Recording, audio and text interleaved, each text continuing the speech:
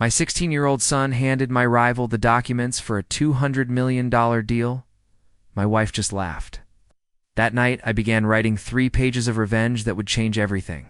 Amen Lakak. 42 sat in first class on flight 447, gazing at the world 30,000 feet below. He commanded respect in every room he entered. His construction firm, Locke Industries, had built half of Chicago's skyline. More importantly, Daman had built his reputation on 2 core beliefs. Loyalty was earned, and betrayal brought ruin. Flight attendant offered Damon another whiskey, but he declined. He needed a clear head for tomorrow's board meeting. The Henderson Project, a $200 million downtown development, would secure his company's dominance for the next decade. His phone vibrated with a text from his wife, Sabrina.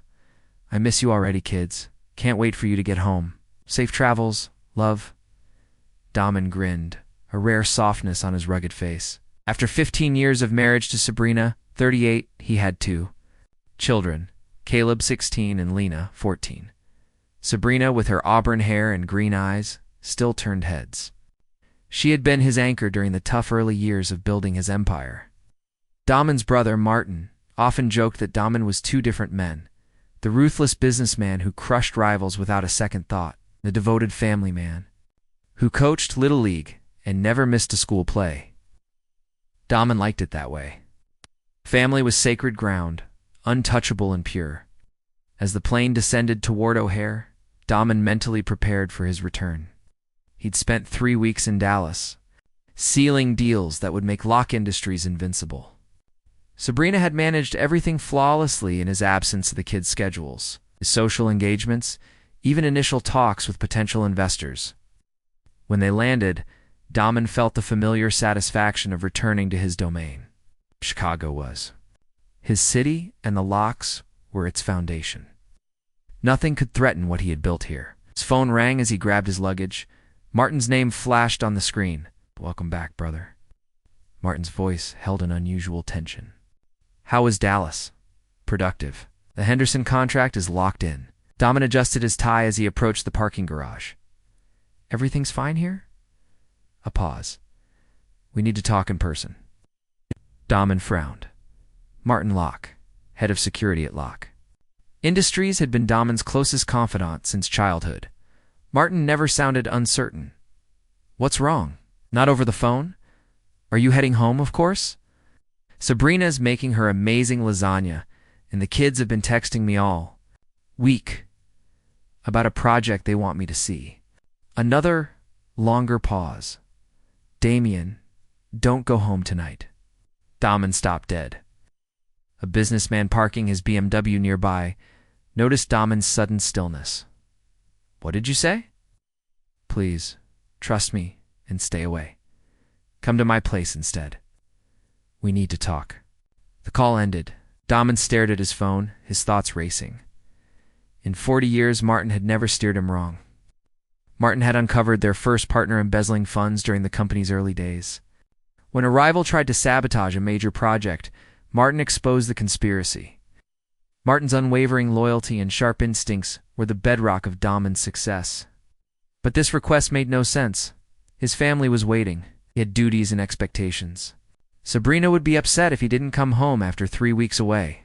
Still, something in Martin's voice triggered Daman's strongest survival instincts. The same instincts that had lifted him from his working-class roots to become one of Chicago's most powerful men. 40 minutes later, Daman stood at Martin's door in Lincoln Park. Martin's face was grim when he opened it, his usually neat appearance disheveled.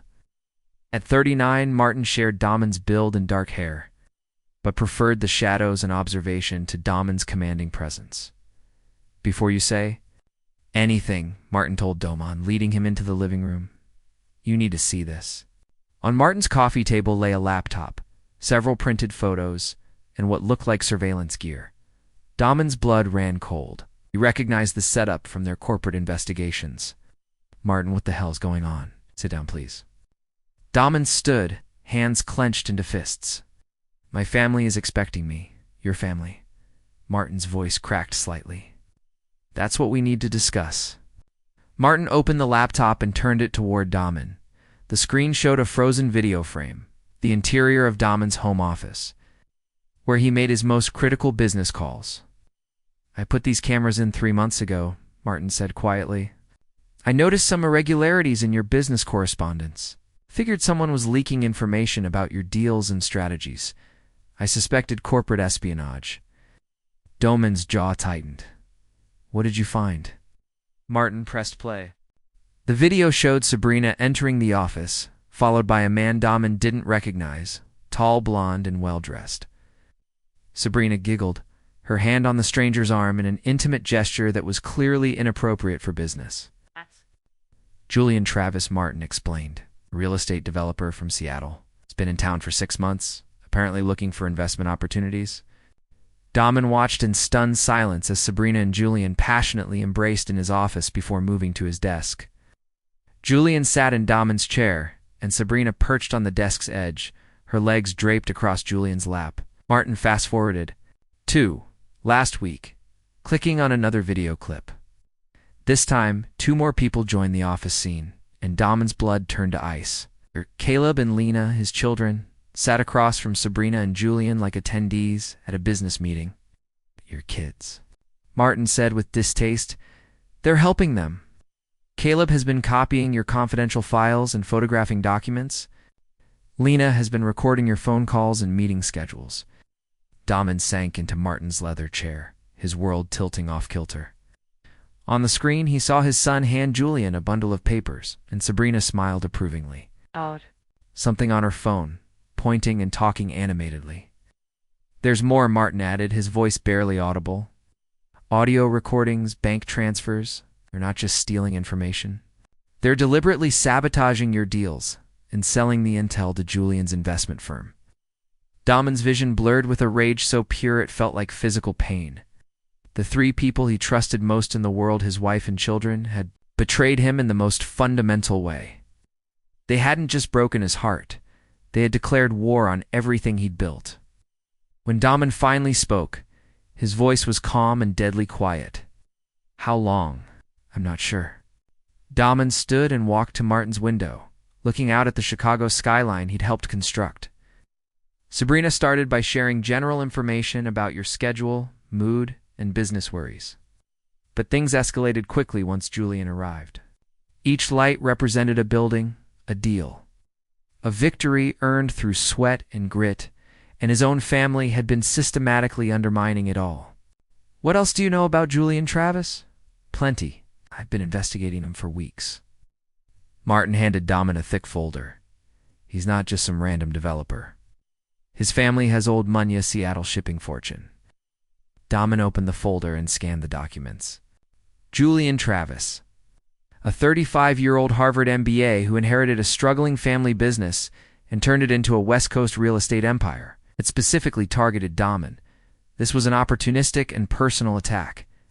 Julian had been quietly buying properties in Chicago, building a portfolio that would directly compete with Lock Industries. He planned to go public with a new venture next year, a Chicago-based development company. With inside information from Sabrina and the kids, he'd be able to undercut Damon's bids, steal his clients, and anticipate his strategies. Damon closed the folder and faced his brother. "You said there were audio recordings?" Hesitated. "Damien, some of this is going to hurt." "I'm already hurt, Martin. Show me everything." Martin clicked on an audio file. Sabrina's voice filled the room, clear and unmistakable. "Damien thinks he's so untouchable and smart, but he tells me everything." Julian's voice responded, "and they're willing to help us take him down." Caleb hates him for sending him to military school, and Lena resents him for controlling her social life. He has no idea his own children see him as a tyrant who uses money to control their lives. Damon's hands began to shake as his wife's laughter echoed through the speakers. "They both know they'll inherit millions when they turn 18, but they want freedom now. I've convinced them that helping us will give them the independence they seek." The beautiful thing is, Damien will never suspect his precious family, because he's built his entire identity around being the provider and protector. Martin paused the recording, and the silence between the brothers stretched like a chasm. When Damon finally spoke, his voice had completely changed, devoid of any trace of a loving husband and father. What remained was the voice that had crushed business rivals and destroyed anyone who dared to challenge him. Martin, I need you to do something for me. I need you to help me teach them that betrayal has consequences. All of them. Martin nodded slowly. What do you want me to do? Doman walked back to the window, his reflection overlaying the city lights like a ghost haunting his own empire. I want you to help me show them what happens when you declare war. Doman didn't sleep that night. Instead, he sat in Martin's study, surrounded by evidence of his family's betrayal, meticulously planning their downfall.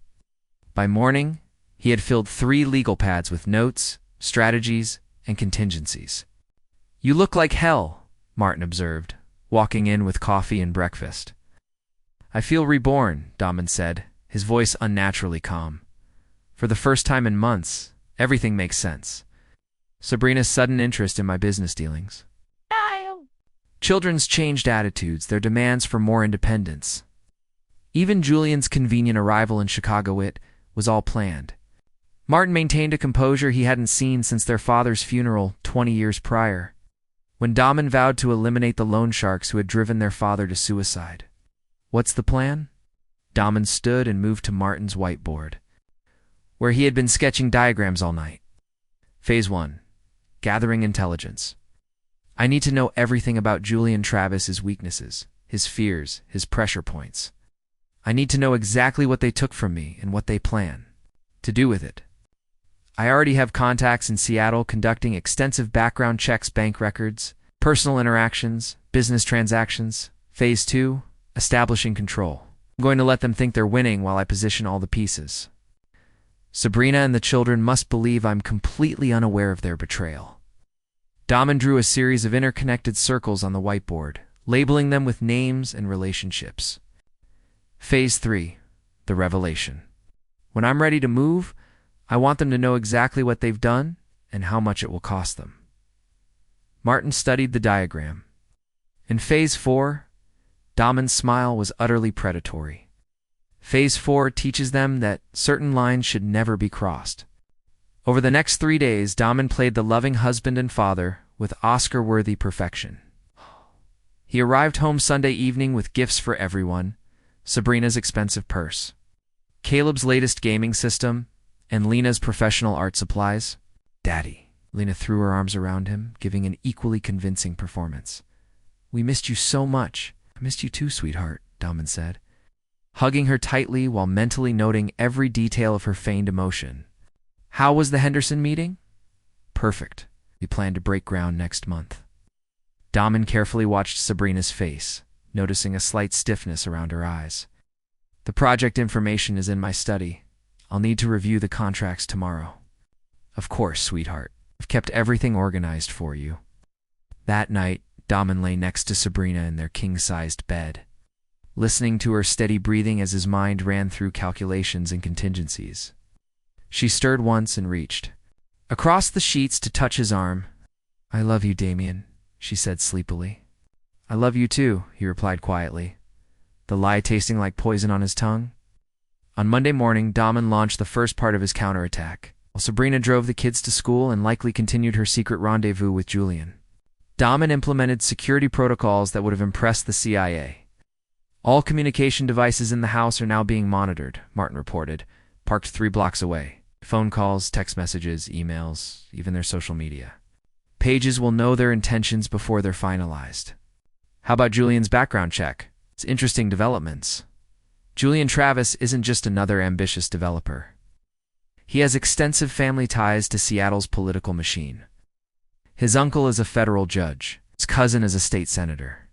If this goes public, he could face significant pressure. Doman allowed himself his first genuine smile in days. Good. I was worried this would be too easy. There's something else. Julian has been married twice before. Both marriages ended badly.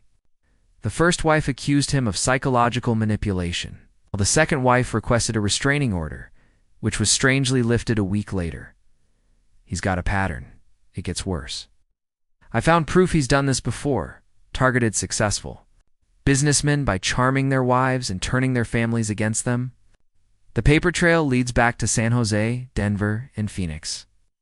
Each time, he walked away with insider information that allowed him to cripple his target's businesses. Damon's jaw clenched. He's not just stealing my business intelligence.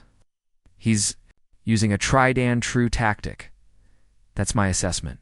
Sabrina and the kids aren't just betraying you. They're pawns in a much larger game. The discovery should have cooled Damon's rage, but it only hardened his resolve. Sabrina and his children had chosen to become weapons in Julian's hands.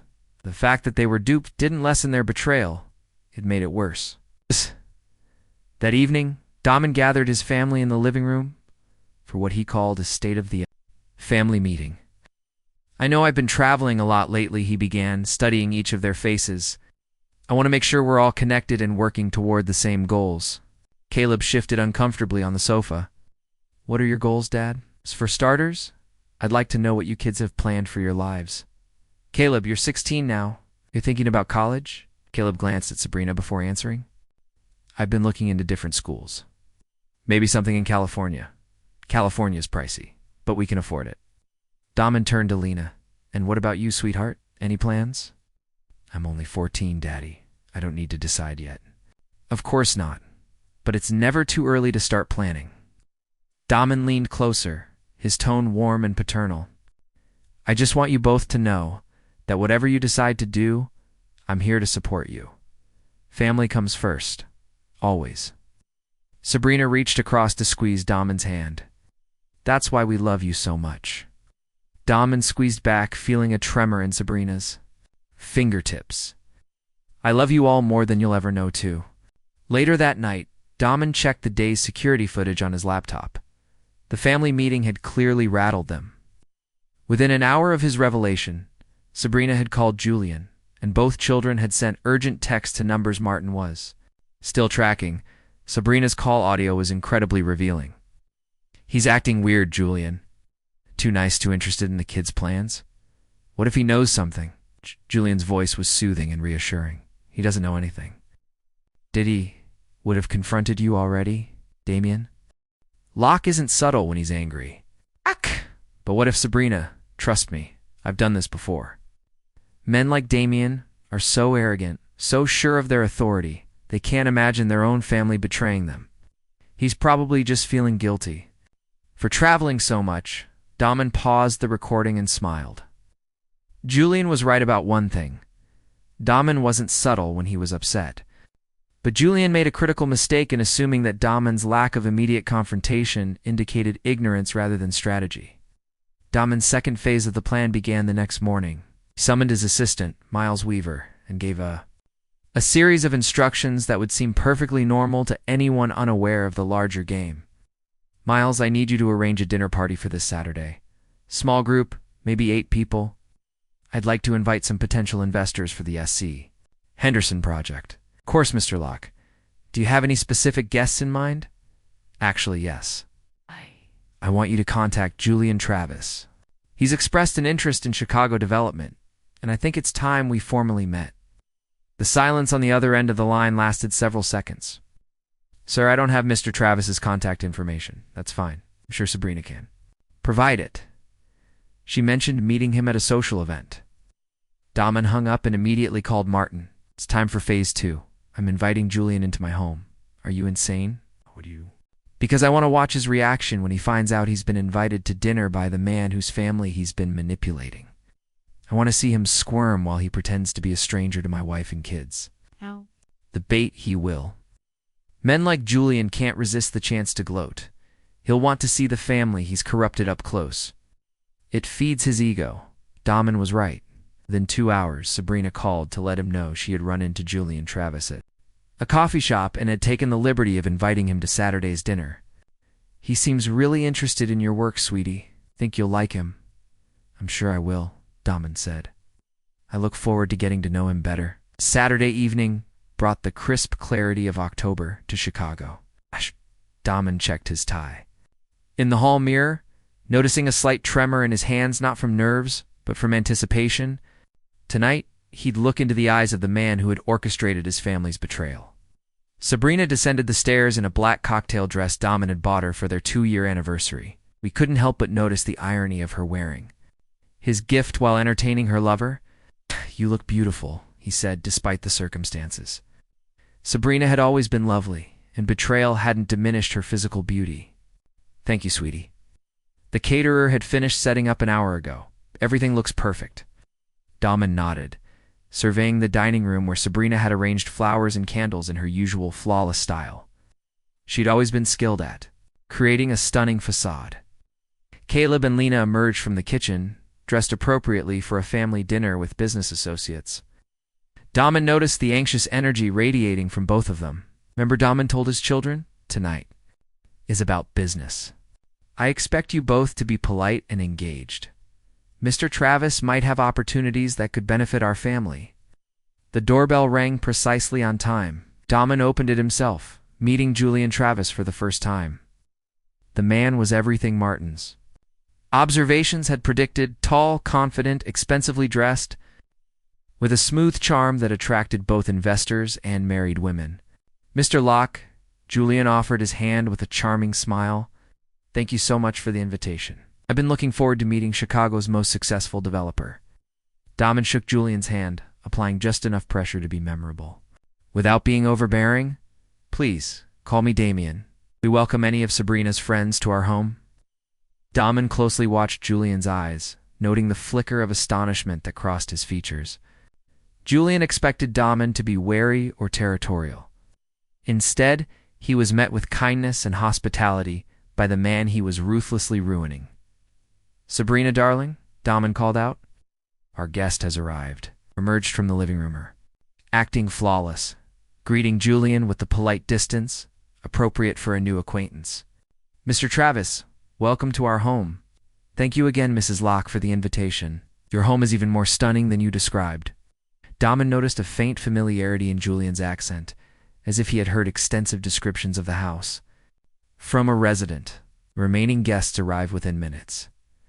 Daman's banker, Douglas Fry, Harvey Sanderson, a city planner, and Rich Johnston, a fellow developer with whom Daman occasionally partnered on significant projects. Daman had carefully chosen each attendee men who would create the perfect backdrop for the evening's true drama. During cocktails, Daman positioned himself to observe Julian's interactions with his family. Sabrina maintained a perfect distance, speaking to Julian like any other guest, but Daman noticed the subtle touches, her palm brushing Julian's as she offered him a drink. She angled her body toward him during group conversations. Caleb and Lena were less skilled at deception. Both teenagers seemed captivated by Julian, asking him probing questions about his firm and plans for Chicago expansion. To the other guests, it might have looked like typical youthful curiosity. Daman thought it looked like a debriefing. Mr. Travis, Rich Johnston stated, "I hear you're looking for investment opportunities in Chicago." Julian smiled, swirling his whiskey. "I'm particularly interested in downtown development, mixed-use buildings, luxury residential projects, all areas Mr. Locke excels at." "Please," Daman interrupted. "Tell us about your background. What brought you to Chicago?" Julian began. A seemingly well-rehearsed narrative about market potential and family connections. But Daman focused on Sabrina's expression. She listened intently, as if hearing familiar information for the first time from a stranger. "My uncle always said Chicago had more potential than Seattle," Julian continued. "He encouraged me to establish a presence here, perhaps partnering with established firms to learn the local market." Douglas Fry agreed, calling it a smart approach. "Damien could certainly give you fantastic advice. He knows this city better than anyone." "I would be thrilled to learn from Mr. Locke," Julian murmured, his eyes meeting Daman's with feigned respect. The dinner conversation flowed smoothly, with Julian demonstrating impressive knowledge of Chicago's development history and current market conditions. Daman had to admit the man was well-informed and prepared. Under different circumstances, he might have liked Julian Travis. As the evening progressed, Daman began to administer subtle tests. He offered precise details on planned initiatives, noting which information surprised Julian and which did not. He outlined his vacation plans for the next several weeks, watching for any unusual interest from his family. "I'll be traveling a lot over the next month," Daman explained during dessert. "Dallas, Phoenix, and even a trip to Seattle to look at some properties." Julian's fork stopped halfway to his mouth. Daman saw a slight hesitation that the other guests missed. Julian carefully explained that Seattle had a fantastic market. If you need tips for areas to explore, I'd be happy to assist. Very generous. Perhaps we can meet for coffee while I'm in town? That would be very nice. After the other guests had left, Julian remained, accepting Daman's invitation for a final drink in the study. Sabrina excused herself to oversee the cleanup, and the children went to their rooms, leaving the two men alone. Daman poured 2 glasses of 25-year-old scotch and handed one to Julian. 2 new partnerships, he added, raising his glass. Julian responded to new opportunities. They sat in leather chairs facing each other. Daman's desk lamp cast a soft glow around the room. This was the same room where Julian had secretly met with Sabrina and the kids. Daman wondered if Julian saw the irony as he did. Your family seems very close, Julian remarked, testing the waters. They're everything too. Me, Daman said. Honestly, I built everything for them. Julian nodded thoughtfully. That's admirable. Not every successful man prioritizes family the way you do. Family is sacred, Daman said carefully, watching Julian's face. Everything I believe in is built on loyalty. Could forgive almost any mistake, failure, or weakness. But betrayal. Daman let the word hang in the air like a threat. Betrayal destroys trust, Julian agreed. Once that's gone, it's almost impossible to rebuild. I disagree, Daman said quietly. I don't think it's impossible to rebuild. I think it's pointless. Julian finished his scotch and set down the glass. Well, I should let you get some rest.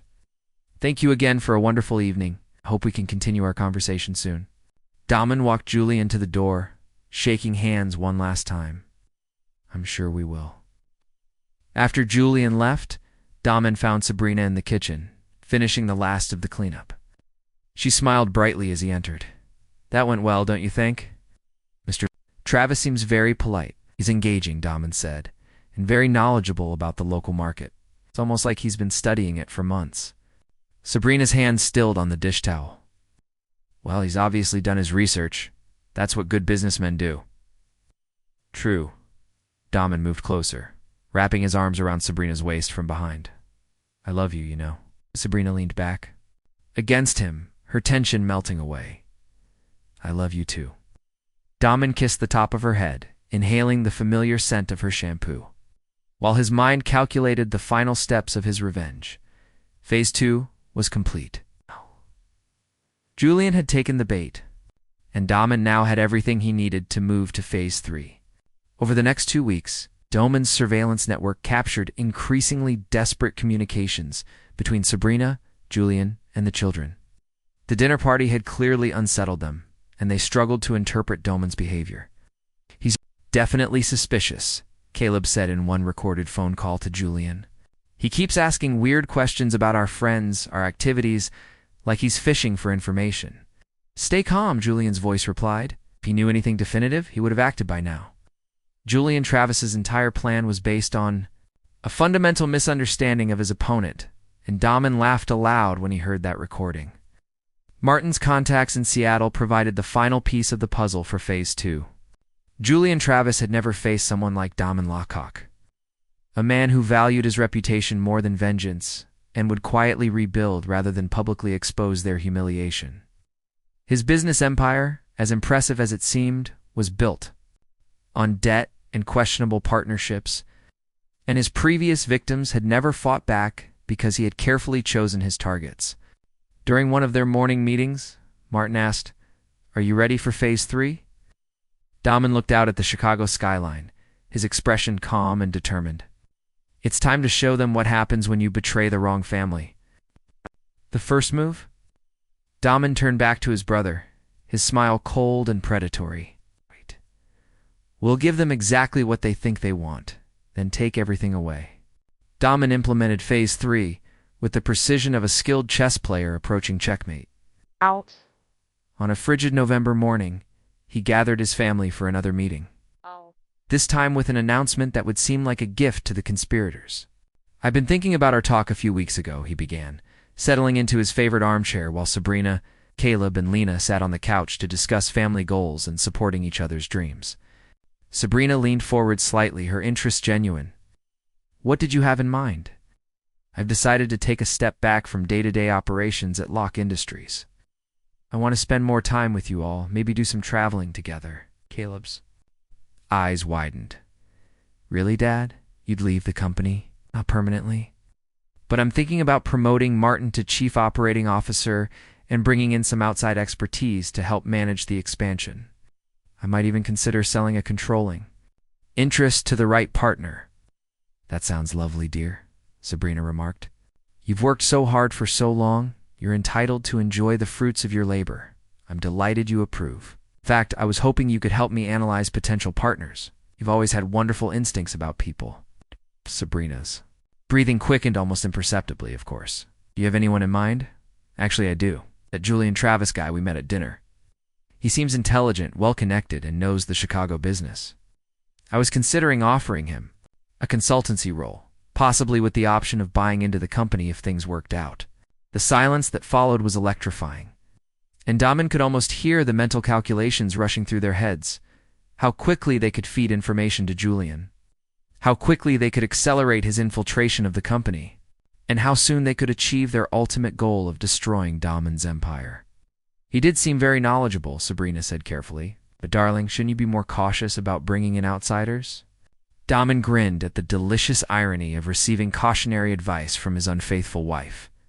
You're probably right, but I have a good feeling about Julian. There's something trustworthy about him. Over the next week, Daman orchestrated a series of chance meetings with Julian, gradually leading up to a formal business proposal. Each meeting was carefully staged, with Martin's surveillance team documenting every interaction. Daman played the role of an increasingly trusting and naive businessman. Damien, I have to say I'm flattered by your confidence in me, Julian said during lunch at Chicago's most exclusive restaurant. Sometimes you have to trust your instincts, Daman said, cutting into a steak with surgical precision.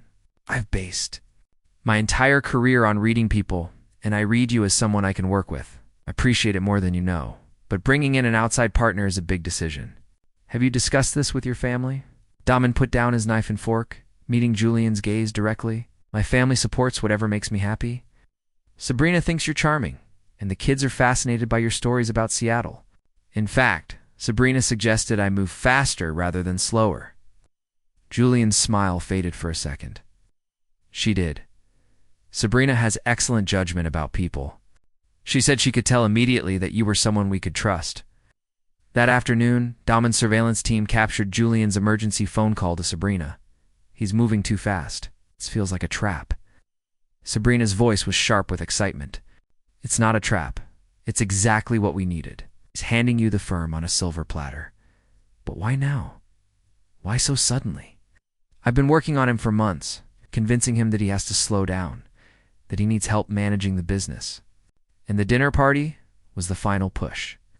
Seeing you in our home, meeting you as a family friend, made you seem safe and trustworthy. And the kids, they've been perfect. All those conversations about wanting more independence, about feeling controlled by their father's expectations, he's finally listening and he thinks he's being a better parent by stepping back from work. Julian's laughter could be heard in the recording. Daman Locke paused the recording and turned to Martin, who was watching from across the conference room. He has no idea that his own children have been feeding us information for months. 2 weeks later, Daman signed Julian Travis to a consulting contract with Locke Industries, with the promise of partnership consideration after a 6-month trial period. The full audio and video documentation of their conspiracy was enough to destroy them in court if Daman chose that route. In what appeared to be a brilliant strategic move, Julian brought fresh perspectives and West Coast connections that opened up new opportunities for Locke Industries. He also gained access to confidential client information and strategic planning sessions. Several industry magazines featured the collaboration, praising Daman's unique strategy for expansion. Behind the scenes, Daman's monitoring network chronicled every theft, betrayal, and covert communication between Julian and the Locke family. Caleb and Lena acted as scouts, reporting on their father's mood, concerns, and private conversations. Julian copied files, photographed documents, and recorded confidential discussions. Damon's plans, schedules, and personal vulnerabilities. Damon was feeding them carefully crafted misinformation, false documents, misleading financial projections, and strategic plans designed to lead Julian into disastrous business decisions. The beauty of it, Damon explained to Martin during one of their evening strategy sessions, is that they think they're outsmarting me, so they don't question the information they're stealing. Julian is making business decisions based on financial data that will bankrupt him. What about the emotional toll? Martin asked, concern in his voice. How are you dealing with watching your own family betray you every day? Damon was quiet for a long moment, staring out at the city lights. The emotional toll was in the discovery, Martin, the realization that they could betray me, that they meant to ruin me. Everything since then has been logistics. When this is finished, when I've eliminated them all, I'll be free. Free of the illusion that I had a family worth preserving. The first crack in the conspirators.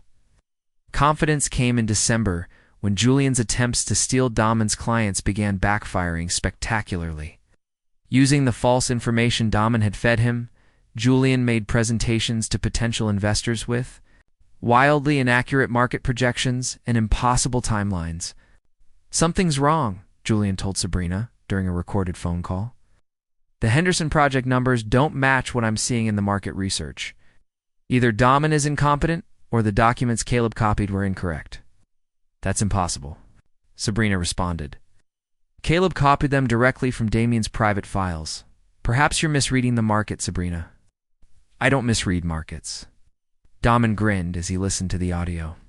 Even if there was evidence that their intelligence was flawed, he's been under a lot of stress lately, and he's mentioned taking a break from work. The second crack appeared when Julian's business decisions in Seattle began causing problems. For his existing operations, Julian had diverted resources from his West Coast properties to fund his Illinois expansion, believing Damon's false projections that the Chicago market was more profitable than it was. After reviewing the most recent surveillance data, Martin reported that Julian had been making desperate phone calls to investors in an attempt to raise emergency capital. At the current rate, Julian's Seattle operation may collapse in 6 weeks. But he'll probably figure out what's wrong before then. Damon nodded thoughtfully. And then it's time for Phase 4. What did you have in mind? Damon's smile was cold and final. I'm going to invite them to a family Christmas party. All of them together in my home, celebrating what they believe. Is there victory? Then I'm going to show them the true meaning of Christmas. The gift of truth. Christmas week in Chicago brought the kind of bitter cold that cut through expensive coats and turned thoughts to home and family. Damon had spent the morning reviewing the final elements of his plan with Martin, assuring every detail was perfect for the evening's revelation. Julian confirmed this morning that it's an intimate family event with a few close friends. The caterers will leave by 7 p.m., Martin said, checking his watch. The security team is stationed outside, and our recording equipment is installed throughout the house. Damon adjusted his cufflinks, a nervous habit from his early business days that resurfaced during moments of extreme stress. Tonight would mark the end of a 15-year chapter in his life, and the Locke family as he knew it would cease to exist. Sabrina had outdone herself this year, decorating the house with her usual impeccable taste. The trees sparkled with crystal, ornaments, and white lights. The staircase was draped in garland, and the dining room gleamed with china and silver that Damon's grandmother had given him as wedding gifts. Sabrina entered in a red silk dress that brilliantly complemented her auburn hair. Like a lady ready to get all she's been striving for, Damon said, meaning it in ways she couldn't have imagined. Caleb and Lena joined them in the living room. Damon noticed the teenagers' tense energy and wondered if they had any premonition about what was coming, or if they were simply excited about Julian's presence at their family gathering. When will Mr. Travis arrive? Lena asked, trying to sound casual. Any minute now, Sabrina said. He's looking forward to spending Christmas Eve with us. The doorbell rang at precisely 8 o'clock, and Damon opened it to find Julian standing on the porch with an expensive bottle of wine and a carefully crafted smile. Damon could see the strain of a man whose carefully laid plans were beginning to unravel behind that smile. Damien, thank you so much for including me tonight. I know how important family time is during the holidays. Family is everything. Daman agreed, stepping aside to let Julian enter. Come in, come in. Sabrina's prepared enough food for an army. Julian greeted the family with the warm familiarity of someone who had been a part of their lives for much longer than the official timeline suggested. He hugged Sabrina a little too long, ruffled Caleb's hair like an uncle, and complimented Lena's dress with the kind of attention that made her beam. Daman watched these interactions with the detached interest of an anthropologist studying a primitive tribe. These people had been living in his house, eating his food, accepting his love and protection, while systematically planning his demise. The cognitive dissonance was almost beautiful in its completeness. Dinner conversation flowed easily, with Julian regaling them with stories of Christmas traditions in Seattle and his plans to expand his Chicago operations. Daman noticed how naturally Julian spoke about future plans, how confidently he assumed his place in their lives would continue. I've been thinking about making Chicago my permanent base, Julian said, accepting a second glass of wine. There's something about this city, this community, that feels like home. We'd love that, Sabrina said, her voice warm and genuine. Won't we, Damien? Absolutely. It's always good to have reliable friends nearby. Caleb leaned forward eagerly. Mr. Travis, tell Dad about the land development you mentioned near the lake. Julian gave Caleb a sharp look. Daman was the only one who noticed. Well, it's just a preliminary idea. Nothing concrete yet. I'd love to hear about it, Daman remarked encouragingly. I'm always interested in new ventures, Julian detailed. A fictitious development project that Daman recognized as a blend of his own stolen confidential ideas, reassembled into something that sounded impressive but would never work in practice. Daman nodded and offered intelligent questions, playing the role of an interested potential partner. It sounds ambitious, Daman concluded. The type of endeavor that requires complete trust among parties. Julian agreed that trust was crucial. Without it, collaborations fail. After dinner, Daman suggested they move to the living room for coffee and dessert. Sabrina presented her famous chocolate torte against the warm, festive backdrop of the Christmas tree, as Caleb added logs to the fireplace. This is perfect, Lena murmured, curling up in her favorite chair with a cup of hot chocolate. Having Mr. Travis here makes it feel like we have a complete family. These words hung in the air like a challenge. Daman felt something cold and definitive settle in his chest as he stared at his daughter, his baby girl, whom he had taught to ride a bike, helped with homework, and comforted through every childhood worry, casually declaring her desire to replace him with his enemy. Speaking of family, Daman remarked, setting down his coffee cup with meticulous precision. I have an announcement to make. Sabrina looked up, intrigued. Good news, I hope? That depends on your perspective. Daman reached into his jacket pocket and took out a small recording device, placing it on the coffee table in front of them. I wanted to share a few family memories with everyone. Julian's face went pale. Damien, please, let me explain. Daman's voice had an air of power that silenced the room. You see, Julian, over the last few months, I've been collecting some fascinating audio recordings of conversations between family members and close friends. I figured now would be the perfect moment to present them. Daman pressed play on the iPad. Sabrina's voice filled the room, loud and distinct. Damien believes he's impenetrable and brilliant, but he tells me everything. Every fragility, weakness, every fear. Sabrina's face turned white as she heard her own words repeated back. To her, Caleb and Lena were bewildered, not fully grasping the implications of what they were hearing. Julian's voice followed, and they're willing to help us take him down. Caleb despises him for sending him to military school. Lena resents him for dictating her social life. They both know they'll inherit millions when they turn 18, but they want their freedom now. Daman observed his children's expressions as understanding dawned. Caleb's mouth dropped open in shock, and Lena began to shake her head in denial.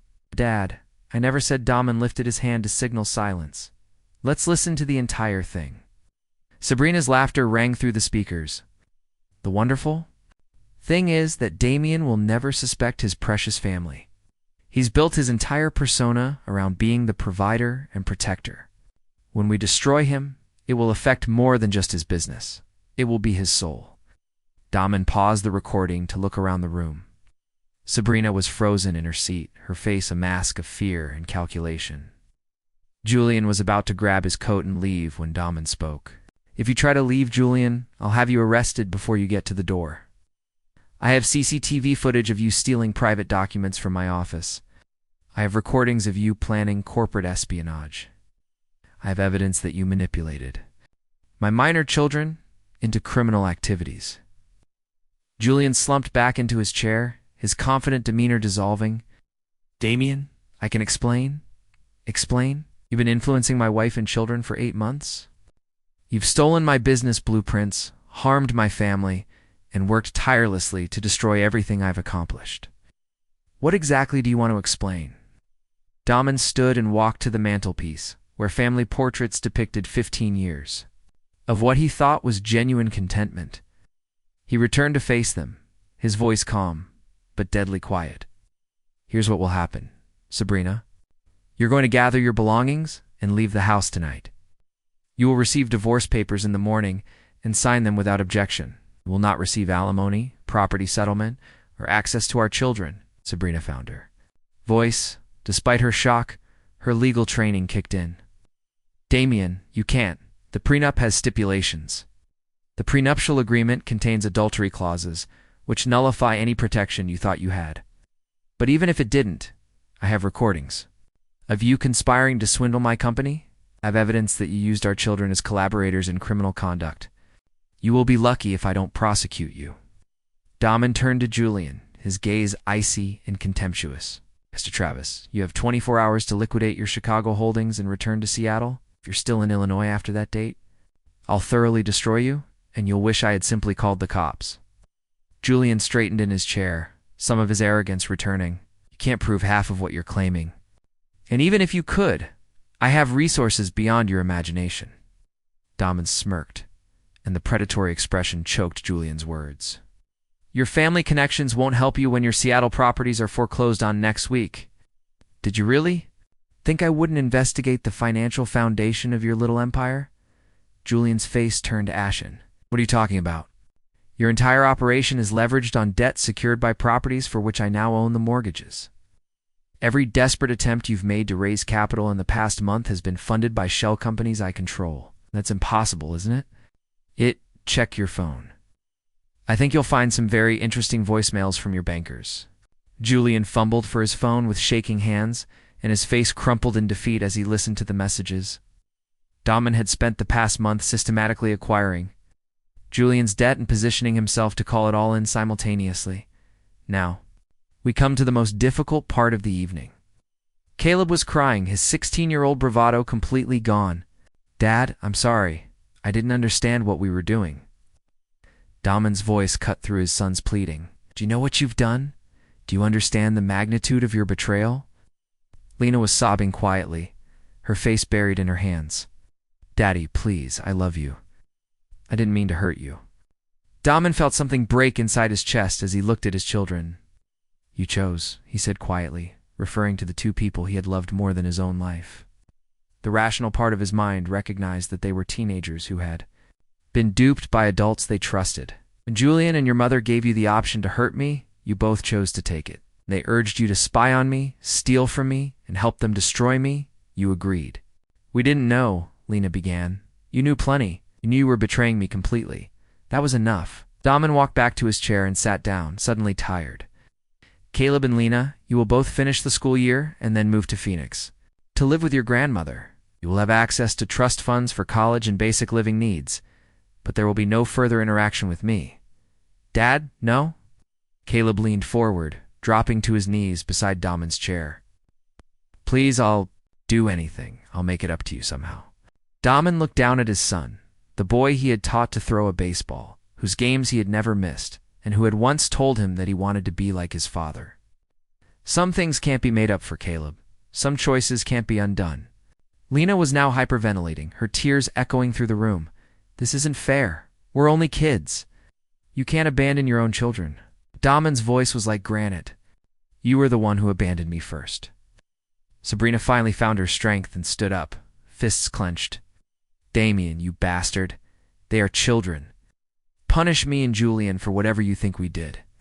Don't ruin your own family because of your wounded pride. Daman laughed, utterly devoid of humor. My bruised pride. Sabrina, for 8 months, you gradually destroyed everything I cared about. You turned my kids into spies and criminals.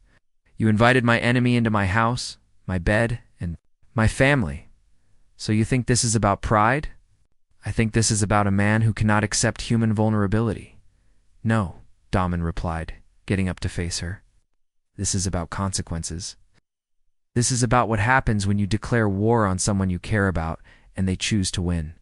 The room fell silent, save for Lena's muffled sobbing and the crackling of the fire. Daman gazed around at the devastation of his family. His wife was exposed as an adulterer and co-conspirator. His business partner was revealed as a fraudster and manipulator. His children were reduced to sobbing, devastated teenagers who had discovered too late that treason had consequences. He felt no satisfaction in their anguish or joy in their defeat. He just felt the frigid emptiness of a man who has lost everything worth protecting and gained the terrible freedom that comes with knowing you have nothing to lose. The security team will escort Mr. Travis to his hotel, Daman directed, his voice returning to the businesslike tone that had earned him a fortune. Sabrina, you have until the morning to pack your personal belongings. Martin will watch too. Make sure you don't steal anything that isn't lawfully yours. Damien, Sabrina stated, her voice breaking. After 15 years of marriage, 2 children? Does none of this mean anything to you? Daman approached the window and looked out at the Chicago skyline. His city, his kingdom, his empire, built on the foundation of what he thought was an unshakable family. It meant everything to me, he explained without turning around. That's why I can never forgive you for destroying it. The aftermath of Christmas Eve unfolded with the deliberate precision that defined everything Daman Locke undertook. By New Year's Day, the transformation was complete. Sabrina was living in a downtown apartment as part of the most severe divorce settlement in Cook County history. Julian Travis had fled to Seattle, desperate to save his failing business. Caleb and Lena were preparing for their departure to Phoenix. Their grandmother was flying in to gather them like fragments from a shipwreck. Daman stood in his home office, surrounded by paperwork, financial data, and surveillance equipment that had once been used to orchestrate his family's betrayal.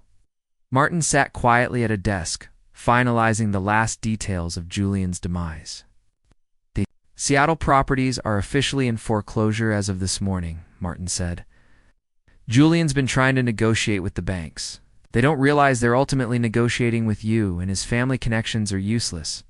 It turns out that federal courts and state senators have little authority over private financial organizations. Julian's uncle tried to pressure some people, but there's nothing illegal about calling in legitimate debts. Daman nodded, feeling grim satisfaction at the completeness of Julian's downfall. The man who had manipulated Daman's family was learning what it was like to have his own foundation pulled out from under him. Daman knew it was a cruel provision, but it was necessary. The children's trust funds had been established and funded, and they would have access to college expenses and reasonable living costs, but they couldn't touch the principal until they were 30 years old. Even then, the terms stated that any contact or attempts to reconcile would void the entire inheritance.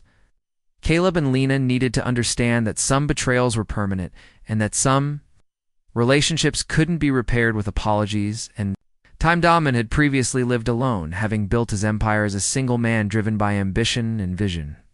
The house felt empty without his family's presence. But 15 years of marriage and fatherhood had transformed him, filling gaps in his life that now resonated with emptiness. He didn't miss Sabrina. The woman he had believed he loved had been revealed as a lie, a performance so convincing that even he had been duped. Daman knew that Caleb and Lena had been manipulated by adults they trusted, but he couldn't separate their age from their actions. They had known that betraying their father was wrong, but they chose to do it anyway. Sir Miles Weaver appeared in the doorway carrying a stack of papers. I have the final reports from our attorneys. Daman accepted the documents, scanning the legal language that formalized the end of his family. Divorce was finalized. Custody was terminated, and property was divided based on the adultery clauses in the prenuptial agreement. Sabrina had signed everything without contest, likely on the advice of lawyers who understood how badly she had miscalculated. There's one more thing, Miles said hesitantly. Mrs. Locke, the former Mrs. Locke, has been calling the office and wants to speak with you. What does she want? She says she has information about Mr. Travis that you should know something about his plans for vengeance. Noman almost smiled. Even in defeat, Sabrina was trying to manipulate him, to position herself as valuable or necessary. Tell her. I'm not interested in anything she has to say. Yes, sir. And the children. What about them? They've been calling as well. Caleb has left several voicemails. He's very distressed. Daman walked to his window and looked out at his properties. Winter landscape. Snow covered the gardens where he had taught his children to build snowmen, the driveway where he had helped Caleb learn to drive, and the swing set where Lena had spent countless hours dreaming of her future. Delete the messages, he said quietly. All of them, sir? Are you certain? They're quite young. Miles Daman's voice carried a warning that stopped her mid-sentence. They made their choice. That afternoon, Daman drove to Martin's place for their weekly strategy discussion, which had become a necessity. Without the anchor of family obligations, Daman found himself adrift in a life that suddenly had no purpose other than business. Success? You look like hell, Martin said, opening the door. I feel efficient, Daman replied, brushing past his brother into the living room. When was the last time you slept longer than 4 hours? Sleep is for those who have things to dream about. Damien, you've won. You destroyed everyone who betrayed you. You safeguarded your business. You made everyone pay for what they did. Maybe it's time to consider rebuilding rather than punishing. Daman slipped into Martin's leather armchair, the identical chair from where he initially heard of his family's betrayal. What exactly are we rebuilding? My marriage to a woman who was scheming against me? My relationship with children who picked an enemy over their father? Perhaps not those relationships, but you could establish new ones. You're 42. Years old, successful, and intelligent. You can live any kind of life you wish, Daman said calmly. I have the life I want. It was an illusion, but it was exactly what I wanted. Now I have clarity rather than joy. This is a fair trade. Martin poured 2 glasses of whiskey and gave one to Daman. There's something we need to discuss about Julian Travis. Daman looked up sharply. What about him? Our contacts in Seattle have been tracking his status. He's not just giving up and admitting defeat. He's been making phone calls and reaching out to some extremely dangerous people. What kind of people? Those who use violence rather than litigation to solve commercial disputes. Julian's family connections include some individuals who operate outside of the standard legal structure. Daman felt a familiar coldness settle in his chest, the same feeling he gets when confronted with a new threat to assess and eliminate. Details. Julian has portrayed himself as the victim of a corporate plot. He claims that you damaged his business illegally and that you have information that could jeopardize his family's political connections. He implies that eliminating you would address a number of problems. Has he issued any direct threats? Nothing we can prove in court, but he's been asking a lot of questions about your security plans, daily routines, and vulnerabilities. Daman smiled, and Martin recognized the look that had worried Daman's business rivals for 2 decades. Good, Daman replied. Was wondering when he'd escalate to something interesting. This isn't a business negotiation, Damien. These people don't play by rules, don't care about evidence or legal consequences. Neither do I. Martin put down his drink. What are you thinking? Daman stood and walked to Martin's window, staring out at the Chicago street where he grew up, where he learned that strength was essential for survival and ruthlessness for triumph. Believe Julian Travis is still unsure of who he's dealing with. Is tackling this as a business problem, hire some muscle, remove the impediment, and move on with his life. But Martin, this isn't business anymore. This is personal. What do you want me to do? Daman returned to his brother, his demeanor calm and lethal. I want you to send Julian a message. I want you to make it clear that if he continues on this path, I will not simply demolish his corporate empire. I will destroy everything he has ever cared for. How would you like to convey that message? Daman's smile was icy and definitive. 3 days later, Julian Travis received a package in his Seattle hotel room. Inside was a single image, Julian's elderly mother leaving a grocery store in Bellevue, completely unaware that she was being photographed. Someone had scribbled clean block letters on the back of the photograph. Some games have no winners. Within an hour of getting the box, Julian called Daman's office. You son of a bitch. Julian's voice trembled with rage. "If you touch my mother, I won't need to touch your mother," Daman said calmly. "It's just as I won't need to touch your sister in Portland, your nephew in San Jose, or anyone else you care about. Do you understand why, Julian? 'Cause you're going to stop making phone calls to risky individuals. You're going to accept that you lost this war and go quietly into whatever life you can make out of the ruins I've left behind. You can't threaten. I'm not threatening anything. I'm explaining reality. You declared war on my family, so I destroyed you. If you escalate this into violence, I will respond accordingly. The choice is yours." Daman hung up and looked at Martin, who had been listening from across the room. "Do you think he'll receive the message?" Martin nodded slowly. "But are you truly prepared to follow through if he doesn't?" Daman sat silent for a long time, looking out at the city he had conquered through will, ruthlessness, and an unwavering desire to win. "Martin, 6 months ago I thought I was a family man with a knack for business. Then I realized that my family was my enemy, and that everything I knew about my life was a lie. Do you think I still have any lines I won't cross?" Martin had no retort because they both knew the truth. Daman Lakak had transformed himself in the aftermath of his treachery into something tougher, colder, and far more deadly than the man who previously coached Little League and never missed a school play. That night, Daman stood alone in his empty home, surrounded by the ghosts of a family that had never existed. Tomorrow, he would continue to expand his dominion. He would acquire more money, gain more influence, and win more battles in the never-ending struggle of business and ambition.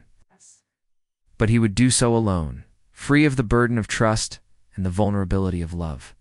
He'd do it as if he'd learned the most important lesson life had to offer, that in the end, you could only rely on yourself, and that mercy was a luxury only the naive could afford.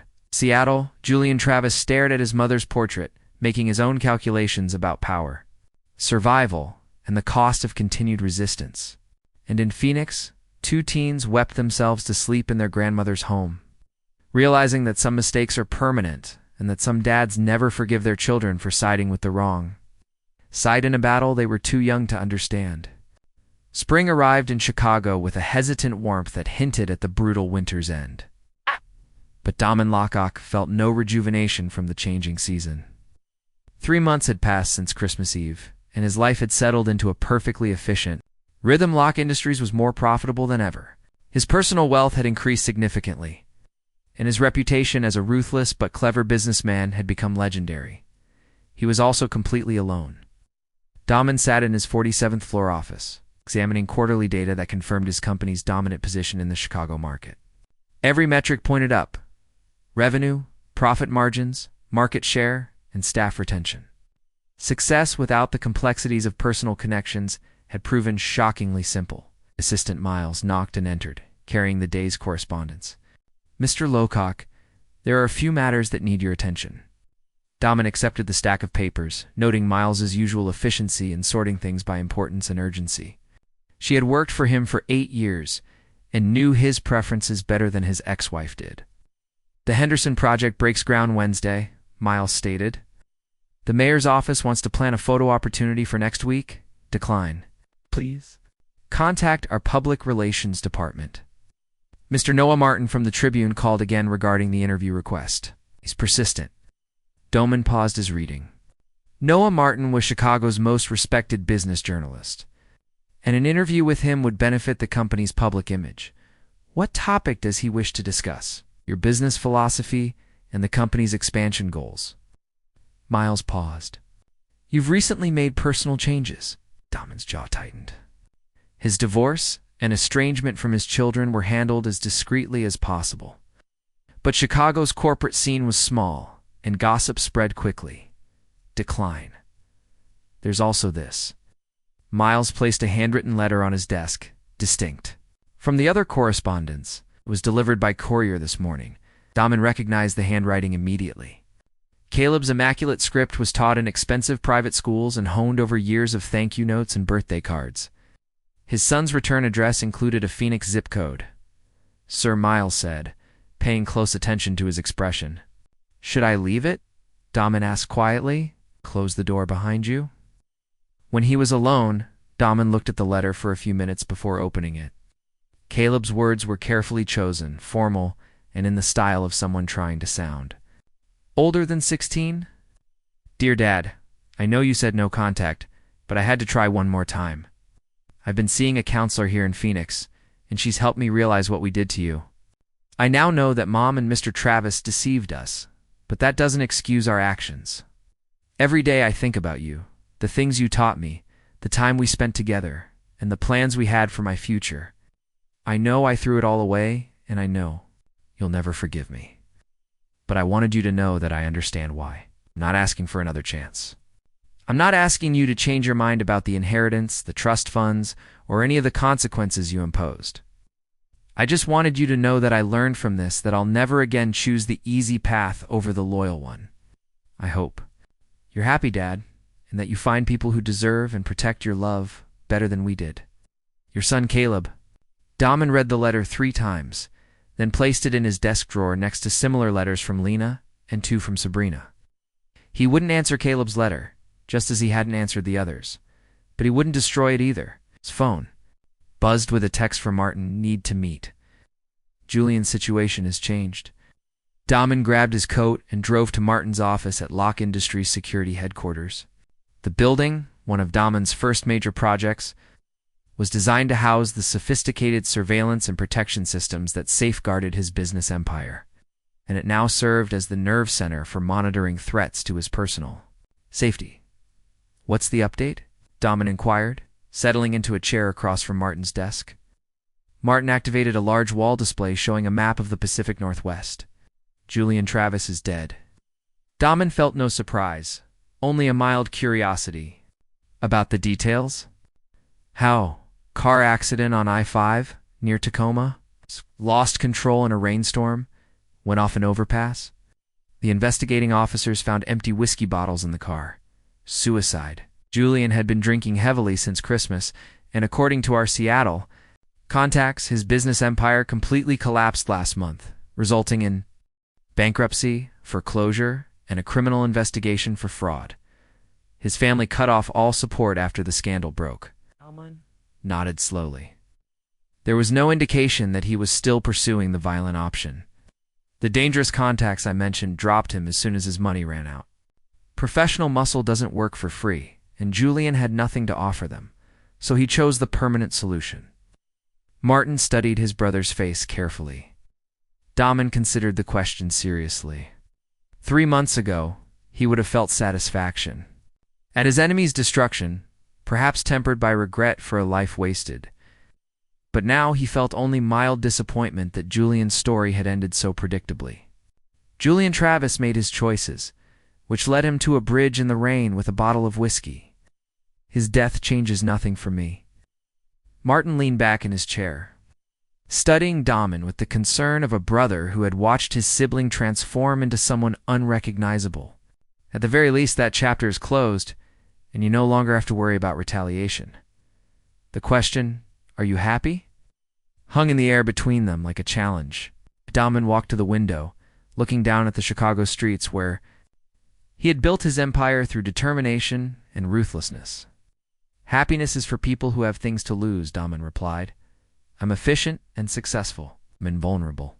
"Those are better than happiness, aren't they?" Dahman turned back to face his brother. "Yes. Happiness requires trust, and trust creates vulnerability. I trusted my wife, and she betrayed me. I trusted my children, and they chose my enemy over their father. I loved them completely, and they used that love against me. So, you'll never trust anyone else again. I trust you, but only because you've proven your loyalty through decades of shared experience. Everyone else will have to earn trust through actions, not words." Martin was quiet for a moment, then asked, "What about rebuilding? What about finding new people to care about?" Dahman smiled, but his expression was cold. "Martin, I had 15 years to create a family with individuals I chose and loved from the moment they were born or married, and they betrayed me in the most fundamental way. What makes you believe I can trust strangers to do better? Because not everyone is Sabrina and Julian. Not every relationship is a business transaction or a power struggle, right?" Dahman returned to his chair, his speech taking on the analytical tone he employed in board meetings. Consider every relationship you've ever had, Martin. What did you give? And what did you get? What were the terms of the exchange? How did power, wealth, and vulnerability influence the dynamic? Martin began to object, but paused as he weighed Damon's comments. His own marriage had dissolved 5 years prior, and his wife decided that the lifestyle of a security executive was too stressful and unpredictable. His current relationship was with a woman who valued his financial security as much as his personality. You're talking about love like it's a business contract, Martin finally stated. All relationships are contracts, Damon explained. The only question is whether the provisions are explicit or hidden. Sabrina and I signed a marriage contract, provided security and status. She provided companionship and family. And the terms seemed clear until I discovered she was negotiating a better deal with Julian. Damon stood and walked toward the door, then paused. Now that I understand the game, I won't be surprised when people act in their own self-interest again. Damon's new worldview was put to the test several times. Over the next few weeks, dinner parties, charity galas, and cultural events where successful men were expected to appear with appropriate companions, Damon attended alone, politely deflecting suggestions that various wealthy widows or accomplished divorcees would make. Suitable partners. You can't stay alone forever, Rich Johnston observed at a construction business luncheon. You're young, successful, and available. Half of Chicago's women would marry you tomorrow. For my money or my prestige, Damon said, carving his steak with surgical precision. Neither of them seems like a foundation for trust. Not all women are like Sabrina. Damon looked up from his plate and met Rich's gaze directly. How do I tell the difference? Sabrina convinced me she had loved me for 15 years. She was talented enough to bear my children, run my family, and support my career while covertly plotting my downfall. If I couldn't detect that level of deception in someone I lived with every day, how could I trust my judgment with strangers? Rich had no answer, because the reasoning was undeniable. Damon Lockhawk was betrayed by those he knew who had extensive knowledge of his vulnerabilities and resources. Any new relationship would begin with the core issue of Damon's understanding that love could be a performance and loyalty could be a strategy. Damon's phone buzzed with an emergency notification from Martin, interrupting their conversation. Damon excused himself and went outside to take the call. We have a problem, Martin stated without preface. Sabrina has been arrested. Damon felt a familiar coldness settle in his chest. For what? Fraud, embezzlement, and conspiracy to commit corporate espionage. The FBI searched her apartment this morning. They claim she was executing a plot to steal and sell business. Intelligence from several companies, not just yours. Damon absorbed this information with the detached demeanor of a man reading quarterly forecasts. How extensive? According to what I've learned, Sabrina had been using her social contacts to obtain inside information from other CEOs, wives, and families. She and Julian weren't only after you. They were running a full-scale intelligence operation. Now that Julian has died, she's left to deal with the consequences on her own. It gets worse. The investigators believe the plot dates back years, possibly before she met you. There's evidence that Sabrina targeted you specifically because of your wealth and business connections. Damon was quiet for a long time, contemplating the realization that his entire marriage could have been a 15-year con game. How does this affect the children? They're being investigated as possible accomplices? Caleb and Lena's involvement with the plot may have been more substantial than we realized. Damon hung up and stood on the sidewalk outside the restaurant, watching Chicago's commercial sector pulse with the intensity of ambition and rivalry. Somewhere in the Federal Building downtown, his ex-wife was discovering that criminal conspiracy had ramifications beyond divorce court, somewhere in Phoenix. His children were realizing that their father's betrayal would follow them into adulthood in ways they'd never expected. He felt no delight in their ruin, no justification for his savage reaction to their betrayal. He felt merely validation of lessons he had previously learned. Trust was an unaffordable luxury. Family was a fiction that dissolved under strain. The only consistent relationship he had was with his own ambition. Damon returned to the restaurant, where Rich Johnston was waiting, concerned about the emergency call. Is everything okay? Everything is precisely as it should be, Daman said, returning to his lunch with the placid efficiency of someone who had stopped being astonished by human behavior. 6 months after Julian Travis's death, Daman Locock mastered the ability of living without emotional attachment. His days were structured to optimize work while minimizing the complications that come with personal relationships. He awoke at 5 a.m., worked out in his private gym, read overnight reports from his global operations, and arrived at the office at 7 a.m. to start another day of building his empire. Sabrina was found guilty of multiple charges of fraud and conspiracy following a federal probe into her espionage operation. She was serving a 5-year sentence in a minimum security facility outside Chicago, where her fellow inmates were likely grateful for her explanations of corporate governance and financial planning. Caleb and Lena had escaped criminal penalties due to their ages, but their involvement in the conspiracy had been meticulously documented, ensuring that their betrayal would haunt them indefinitely. Daman heard about these things from Martin's weekly security briefings, seeing them as facts rather than emotional experiences. His old family had become data points and files, which he examined with the same detachment he applied to market analysis and rival intelligence. The youngsters have inquired about you, Martin stated during one of their morning sessions. Their grandmother contacted my office yesterday. Daman remained focused on the financial estimates he was reviewing. Did you tell her? That you had stated your viewpoint clearly, and that it would not be changing. Good. Anything else? Martin hesitated, indicating he was about to enter territory Daman wished to avoid. Damien, they are now 17 and 15. In a few years, they'll be adults trying to establish their own lives.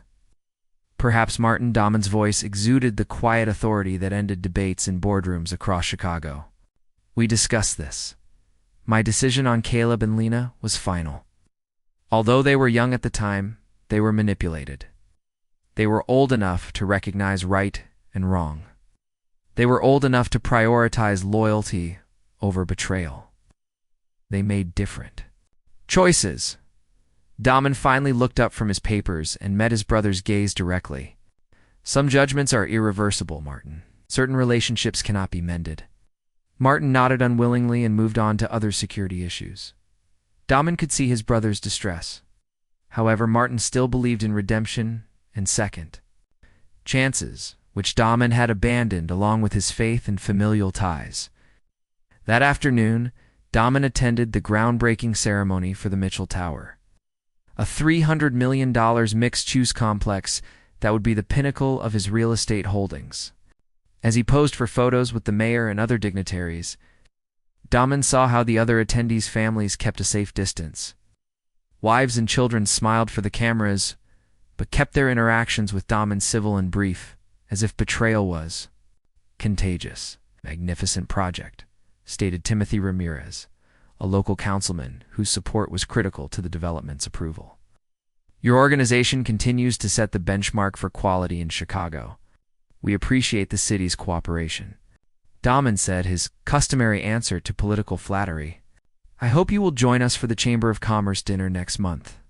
We would be honored to have you at our table.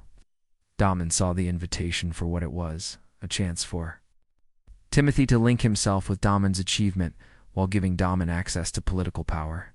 It was a fair and mutually beneficial transaction. I will have my assistant arrange with your office, Daman agreed. As the ceremony ended and the audience dispersed, Daman observed a familiar figure standing at the edge of the construction. Sight Lena, now 15 and taller than he recalled, watched him from behind a safety barrier with the deliberate tensity of someone trying to remember a face she might never see again. Daman had no desire to approach her, no sense of paternal care or concern for her well-being. She was simply a young woman who reminded him of someone he had once loved before realizing that love was a weakness that his adversaries could exploit. Lena appeared to notice his gaze and raised her hand in a tentative gesture. Daman nodded once in acknowledgement before turning and walking toward his waiting car without looking back. That evening, Daman reviewed the day's correspondence in his home office. It's the same place where his family's betrayal was plotted and carried out. He considered redesigning the space, but ultimately felt that the memory served a beneficial purpose. It reminded him why emotional attachment was a luxury he could not afford. His phone rang at precisely 8 p.m. Martin's daily call had established a ritual for exchanging sensitive material that couldn't be communicated through company channels. "How did the ceremony go?" Martin asked. "Productive. The mayor has confirmed his support for the waterfront project. I saw the news coverage. Good photos." Daman thought Martin was preparing for something unpleasant. "What are you not telling me?" Lena was there. "I had someone monitoring the event for security reasons, and she was spotted watching you from the crowd. I saw her." "Have you spoken with her?" "No." "Were there any security concerns?" Martin sighed audibly. "Damien, she is your daughter?" "She traveled downtown alone, only to view you from a distance. Doesn't that bother you at all?" Daman went to his window, looking out at the Chicago skyline, which he had helped create through tenacity and merciless focus. Each light signified an accomplishment that didn't require trust or emotional vulnerability. "She was my daughter," Daman clarified. "Now she is someone who chose to deceive me when given the chance. The fact that she regrets her decision doesn't alter the underlying equation. She was 14 years old enough to understand allegiance and take sides in a battle she had helped create." Daman kept his voice cool, but Martin could hear the finality in it. "Martin, I based my entire life on the belief that individuals act in their own self-interest. Lena acted in hers when she decided to assist Julian and Sabrina. I'm doing my part by ensuring that treachery has long-term consequences. And if you're wrong, if you're destroying relationships that could be saved," Daman smiled, though Martin couldn't see it over the phone. "Martin, I'm not mistaken about human nature. I was mistaken about my family, but it was because I let sentiment cloud my judgment. I will not make that mistake again." The conversation ended with Martin reluctantly accepting Daman's position. But Daman could hear his brother's displeasure. Martin still believed in forgiveness and healing concepts that Daman had concluded were luxuries for those who didn't realize the full cost of betrayal. Daman's social calendar filled up over the next few weeks with professional obligations that required his attendance at numerous Chicago society events.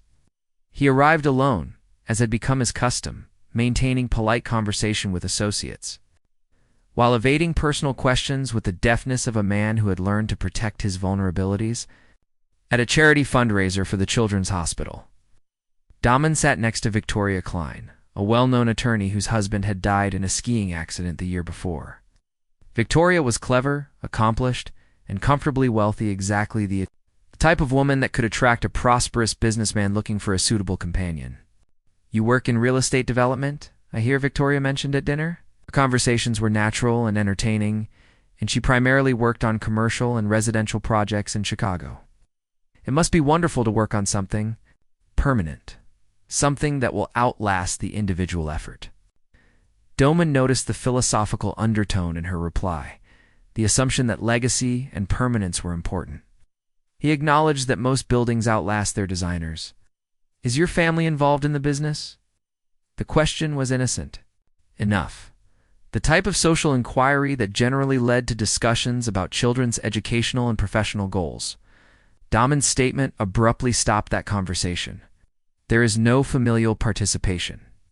I prefer to keep my business and personal ties separate." Victoria's slight hesitation indicated to Dama that she had heard reports about his divorce and distance from his children. Her next statement confirmed it. Sometimes separation is required for everyone's well-being. Daman recognized the polite, the language of someone who had been briefed on the situation. Exactly. The conversation shifted to safer topics, the hospital charity. In recent advances in Chicago's legal community, mutual acquaintances, and the city's professional circles, Victoria was charming and clever, and under different circumstances, Daman would have been interested in pursuing a relationship with her. But circumstances had taught him that charm could be manipulated and intelligence could be weaponized. Victoria Klein could be precisely who she appeared to be, or she could be another Sabrina Lowcock, competent enough to maintain a convincing mask for years while advancing her own agenda.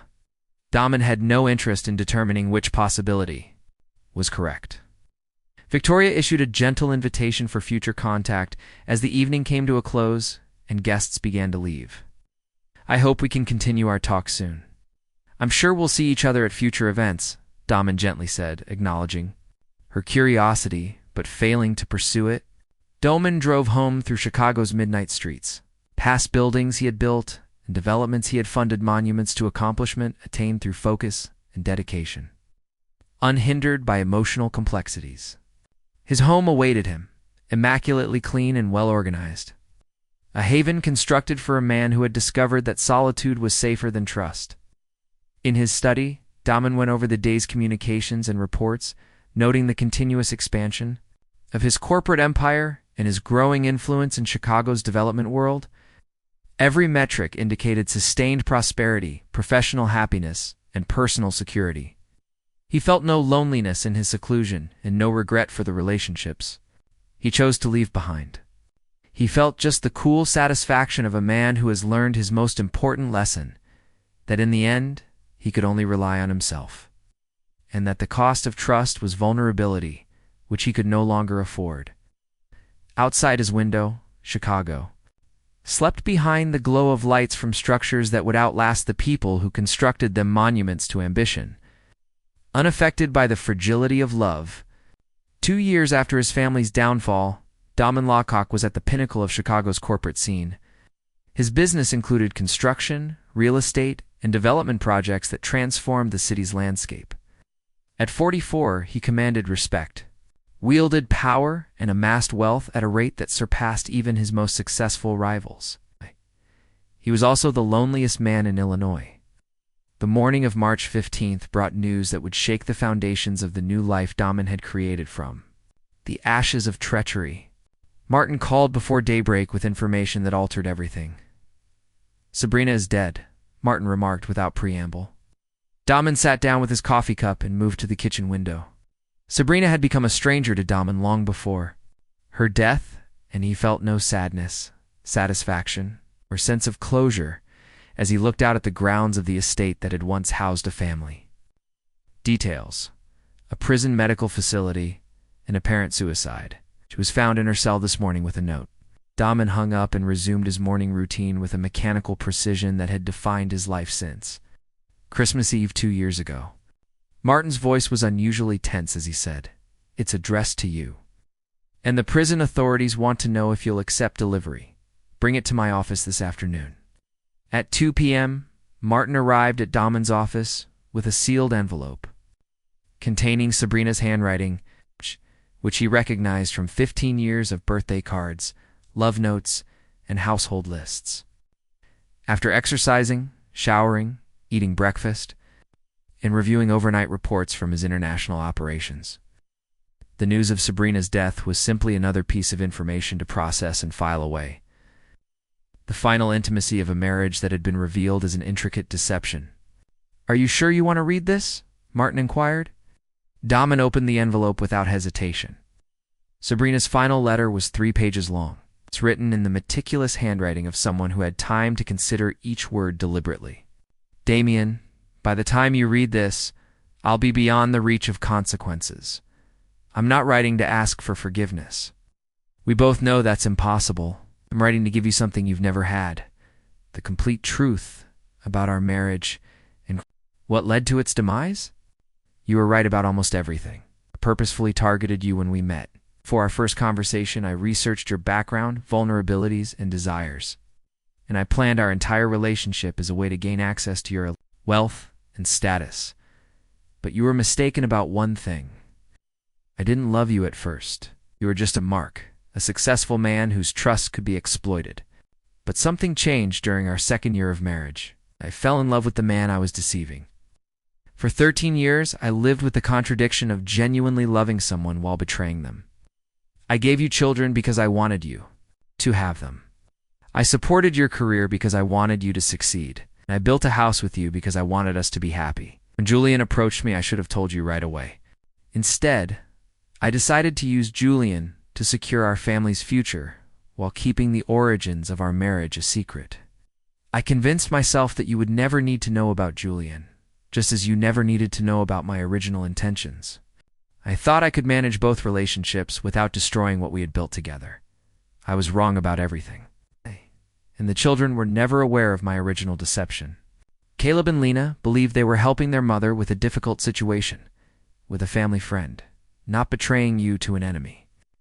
I manipulated them just as thoroughly as I manipulated you, and I understand why you will never forgive us. Trust, once broken, can never be rebuilt. But I wanted you to know that their betrayal was motivated by love, not malice. They believed they were helping their father, not destroying him. When you asked me why I ended my 15-year marriage, I told you that I didn't know how to be honest about who I was when we met. By the time I loved you enough to want to speak the truth, too much time had passed and too many falsehoods had been uttered. The foundation of our marriage was rotten, and the rot eventually wrecked everything built on top of it.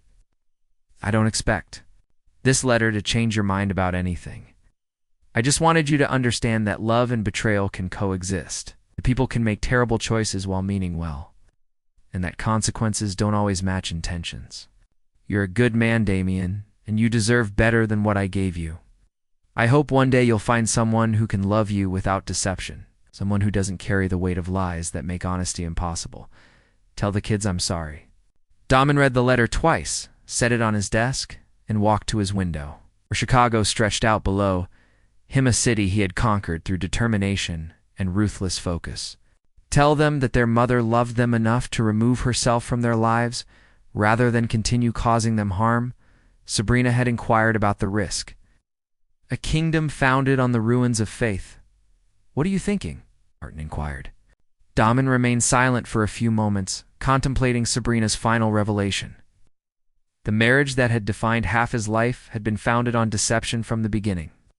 The woman he had completely loved had been a professional manipulator, who had eventually developed genuine feelings for her target. I'm thinking, Damon finally said, that Sabrina was right about one thing. Trust, once broken, can never be rebuilt. And the children know they thought they were protecting you rather than betraying you. Damon turned away from the window and faced his brother. Caleb and Lena still chose to deceive me when given the opportunity. The fact that they were manipulated doesn't change the fundamental reality that they were willing to work against their father when it served their interests. Damon's voice remained calm, but Martin could hear the finality in it. They were old enough to understand. Loyalty, to come to me directly with their concerns rather than working behind my back with strangers. Their intentions didn't erase their choices. Martin looked at his brother's face, hoping to see some softening, some sign that Sabrina's letter had opened the door to reconciliation. But all he saw was the cold determination that had characterized Damon since Christmas Eve 2 years ago. What about Sabrina's suggestion that they be told she loved them? Damon took Sabrina's letter and fed it into his document shredder, watching the pages disappear into neat strips of meaningless paper. When Sabrina chose to use my children as weapons against me, she forfeited her right to send messages to them. Her love, real or imagined, no longer matters. That afternoon, Damon attended the funeral of Malcolm Bridges, a construction industry colleague who died of a heart attack at 58. Damon sat in the pew at St. Michael's Cathedral, where he had once planned to attend his children's confirmations and his silver wedding anniversary. As he listened to eulogies about Malcolm's dedication to family and community, Damon noticed the assembled crowd of Malcolm's relatives, friends, and business associates. Children and grandchildren wept openly as colleagues shared stories of Malcolm's loyalty and generosity. Damon observed this display of affection with the detachment of an anthropologist studying tribal rituals. These people genuinely mourned Malcolm's death because they had trusted him and been trusted in return. Damon envied their ability to trust, but he no longer possessed it himself. Betrayal had burned that ability out of him like a forest fire, leaving only the clarity of complete self-reliance. Following the service, Damon was approached by Harvey Sanderson, Malcolm's long-standing business partner and occasional collaborator on municipal projects. Terrible loss, Harvey said, shaking Damon's hand. Malcolm was one of the last honest men in this business. He was a good partner, Damon agreed. You know, Malcolm always said you reminded him of himself at your age-driven successful, but still connected to what really matters. Harvey paused, analyzing Damon's expression. He was concerned that you were isolating yourself too much after your divorce. Damon felt no annoyance at Harvey's presumption. only mild curiosity about Malcolm's concern for someone he had known primarily through business dealings. Isolation has advantages, Daman replied. No complications, no divided loyalties, no unexpected betrayals. Harvey's expression became serious. But it also has costs. Daman thanked Harvey for his concern and politely excused himself to leave early. Malcolm used to say that success without someone to share it with is just expensive. Loneliness. Malcolm had a family he could trust, which changed the calculation significantly. Trust can be rebuilt, Damien, not necessarily with the same people, but with new ones who earn it honestly. As he drove home through Chicago's evening traffic, Oman considered Harvey's words about rebuilding trust and Malcolm's supposed concern for his isolation. The advice was well-meaning, but impractical. Daman had spent 2 years building a life that protected him from the vulnerabilities that had almost destroyed him. Daman had built walls that kept out betrayal, deception, and the kind of emotional manipulation that had characterized his marriage. But they also kept out love, companionship, and the possibility of genuine human connection. He recognized the trade-off and decided it was worthwhile. Daman sat in his home office that night, reviewing financial reports that confirmed his continued success. Since his divorce, Locke Industries had grown by 30%. His personal wealth had doubled, and his influence in Chicago's business community had reached levels that would have been unimaginable if he had been focused on family obligations. At 11 p.m., Daman's secure line rang with a call from his head of security.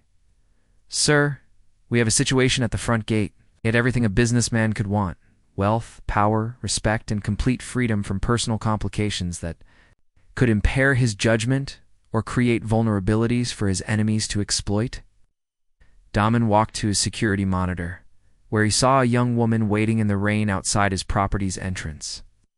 Despite the camera's distortion and the darkness of the night, he recognized Lena right away. "How long has she been there?" "About 20 minutes, Daman asked. "She's just standing there, not trying to enter or make contact. Should we approach her?"